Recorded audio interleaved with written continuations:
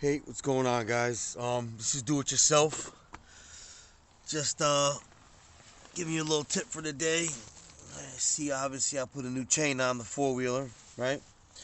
There is such thing as over chain waxing or like over chain lubing, right? I I over lubed it, and the chain kept slapping, slapping, slapping. It was like sticking to the sprocket. So when you guys lube your chain up, man, make sure the chain is super clean.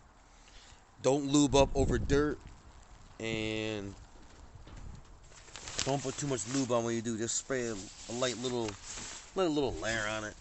You ain't gotta go crazy. All right, like and subscribe. Peace out.